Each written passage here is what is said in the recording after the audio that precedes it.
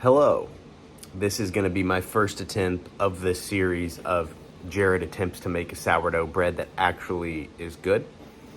So let's go ahead and get into it. It's going to be a long video, so I don't want to dwell here. We're going to go ahead and start making our leavening. I've gone ahead and portioned everything out, so I have 38 grams of stone ground whole wheat flour. I'm going to add 38 grams of bread flour. All of this is unbleached. You can do organic or non-organic. And then I have 76 grams of warm water. So we want this to be around 74 to 76 degrees. My apartment's at 70, so I'm going with 80 to 82 degree water. Let's just go ahead and take the temperature on it to be safe, because I may have overheated it, if I'm gonna be honest. Yeah, I definitely overheated it. It's now 120 degrees. So stand by. All right, so now I have my 80 degree water. Sorry for the technical difficulties I had there. 76 grams of 80 degree water, and then I'm going to take, I am struggling. And now I'm gonna take 38 grams of my sourdough starter, a ripe sourdough starter. As you guys can see here, mine's doing pretty well. So I'm just gonna take 38 grams from here.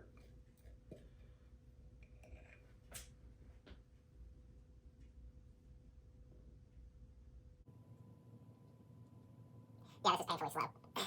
Let's see here. I'm just gonna mix this on up.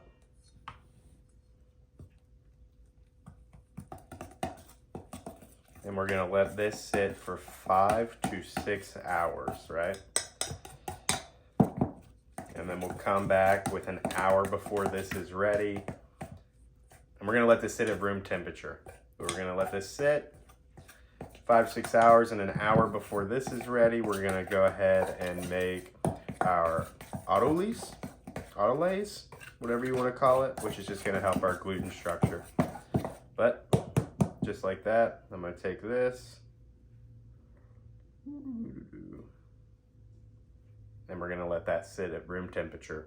All right, we got an hour until our leaven is ready. So we're gonna go ahead and start our autolays. So I've got 773 grams of bread flour here. I'm gonna add 51 grams of whole grain rye flour. I'm then gonna take 114 grams of whole wheat flour. Yeah, I'm using mugs. And then I'm gonna give that a quick little stir together, get those mixed together. This is a bread, like a whisker or whatever.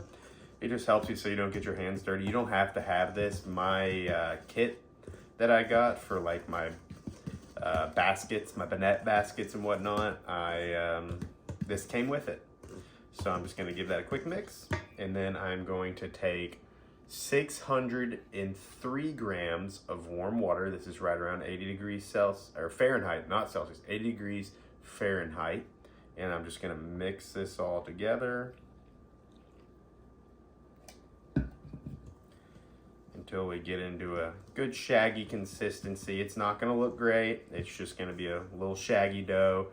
And this is gonna start helping our process. Yeah, I gotta get some elbow grease into this one. It's gonna help us start to form this dough, start activating the gluten. It's not gonna have much, but this will get us started here. Honestly, it might be easier just to use your hand. This is the first time I've actually used this kind of like bread kneading spoon contraption. And my goodness, it does not make it easier, I'll tell you that. So we're just gonna come in here and make sure this is well mixed, get all this flour in loose pieces and just get it in there. You don't wanna go too crazy with it, but I'm just gonna go ahead and start this process of getting it mixed up. Hopefully you guys can see Bernoulli in the corner there, because he has such a hard life if you can't tell. Yeah, there we go. It's coming together now.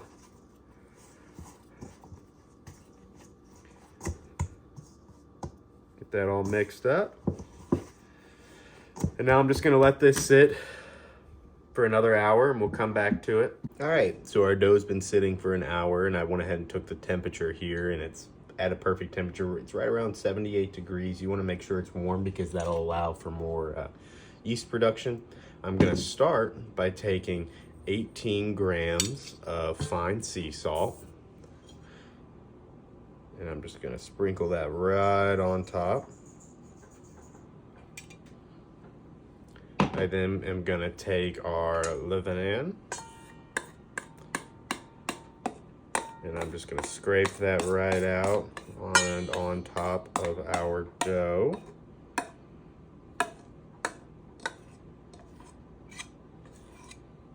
Make sure to get all of that out of there.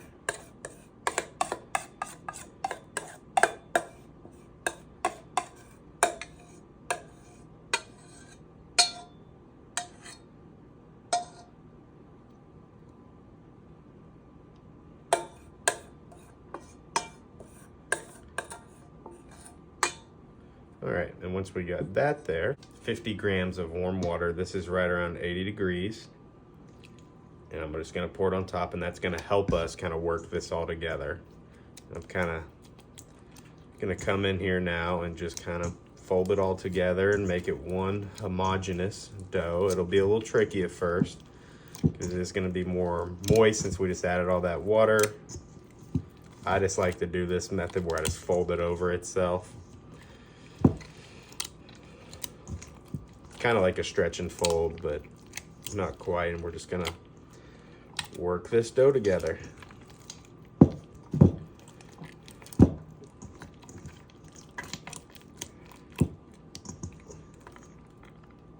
As you can see, the gluten hasn't developed too much yet, and we're gonna develop that as we go into our bulk fermentation stage, which is gonna be a 4-hour period after this. But we're just gonna continue to mix this together, work it all together.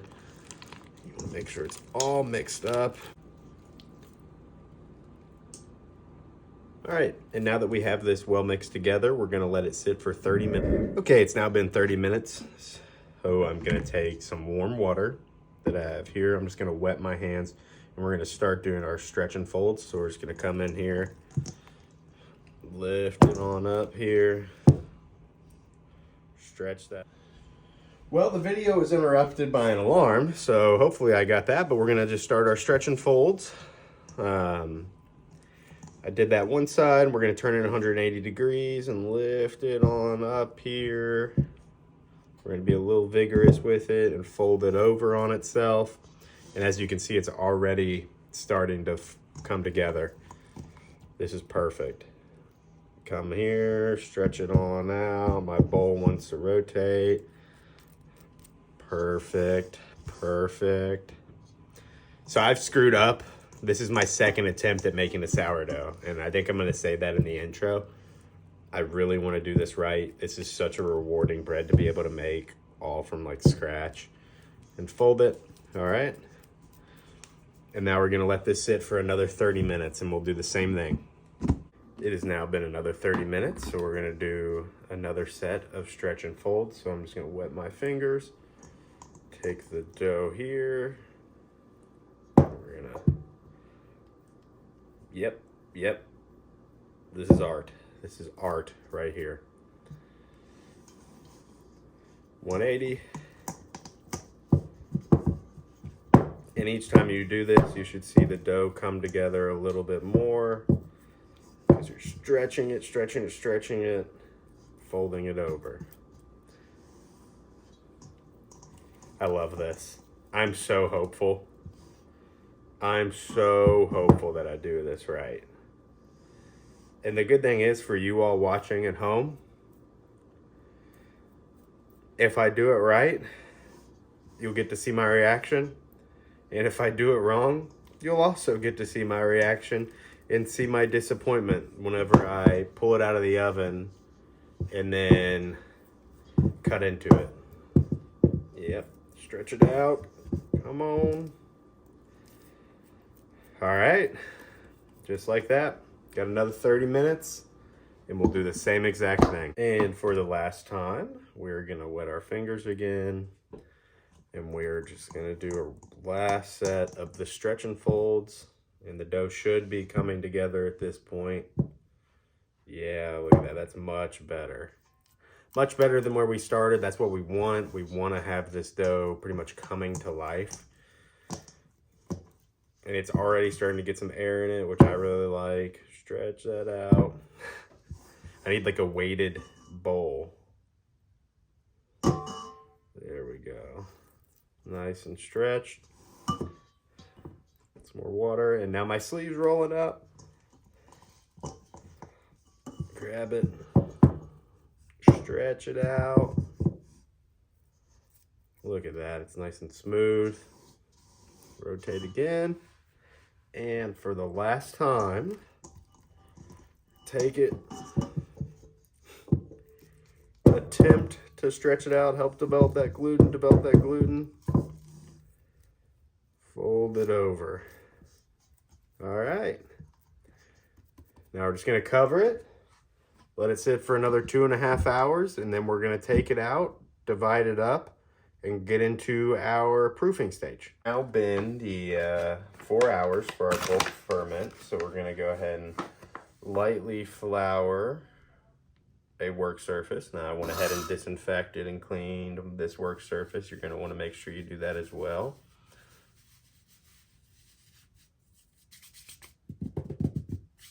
Get all nice and floured. And we're going to take our dough that's been proofing or fermenting in our bulk ferment, and we're just going to go ahead and scrape it out onto this floured work surface. And it'll be nice and smooth. It'll be a little sticky because it is a very high hydration dough. Not for a sourdough, but just in general. All right, we're going to try to keep as many air bubbles in there as possible. We don't want to pop them all yet. And we're just going to come in and cut it in half.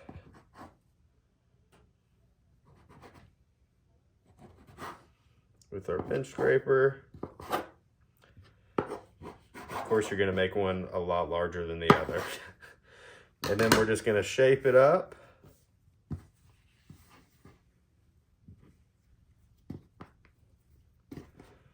I like to do the little 4 folds, flip it over, rotate it. I want to get that crease out of there. Just keep folding it under itself. Same here.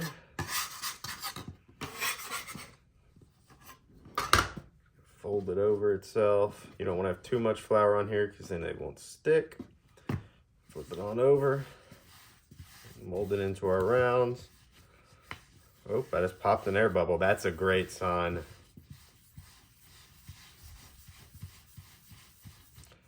And now I'm just going to let these sit. See, this one's much larger. That's funny. I'm just going to let these sit for another 25 minutes at room temperature. I'm going to leave them uncovered. That's just to let them breathe a little bit. This rocks. Making bread is so fun. Woo! It's now been 25 minutes. We're going to take our dough here and we're going to kind of shape it together again. And we're going to take our floured proofing baskets like so. And we're just going to flour our fingers a little bit, flip it over, and sit it down into the proofing basket to proof. I'm going to do that with both loaves. This one's going to be the more of a pain, but we're going to try not to pop those air bubbles.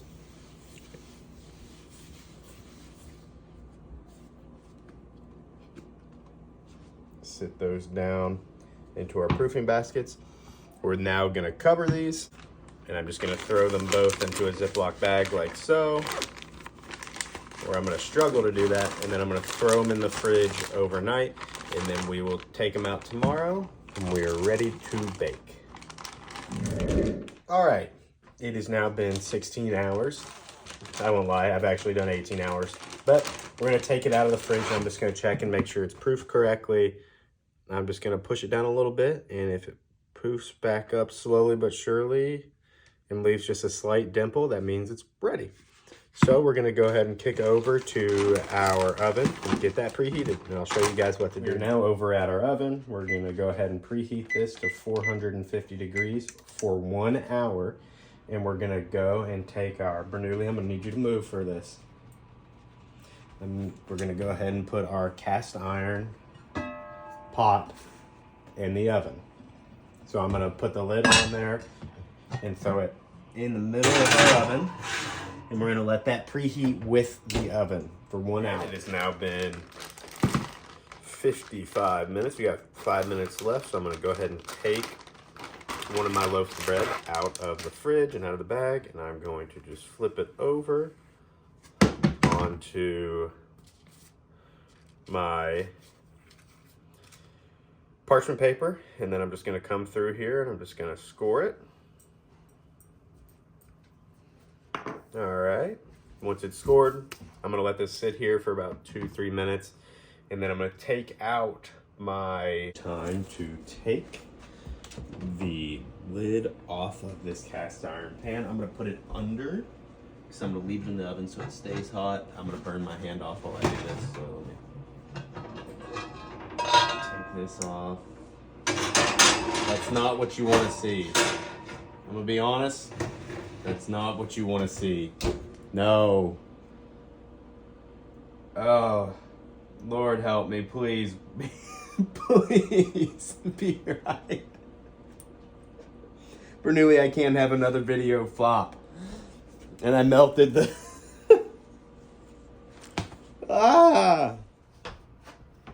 It has now been in the oven for another 30 minutes without the lid. So a total of 50 minutes. Let's see if my hopes and dreams have been crushed. Honestly, I'm moving the camera. I think my reaction might be better than the actual bread itself. Okay. Bernoulli, let's take this bread out of the oven. I'm gonna take the lid out first. I don't know.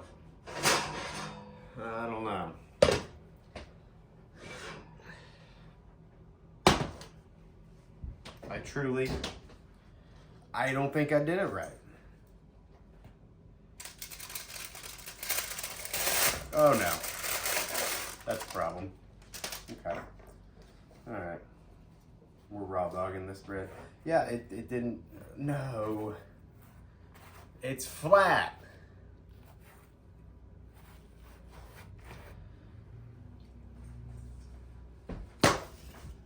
Dang it!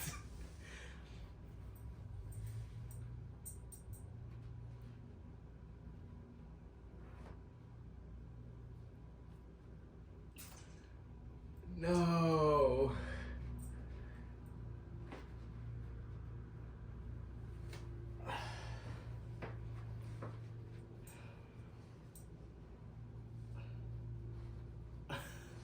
I am so... it's slightly better than it was the first time I made it.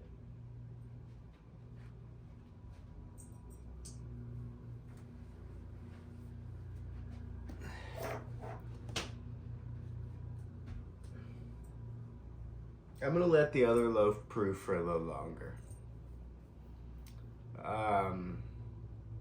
If anyone watching has any recommendations on how not to suck, 'cause why do they always end up flat? Would you look at that? I failed again. Let's just roll the clips of the bread. I underproofed it again. Get into it. Thanks for watching.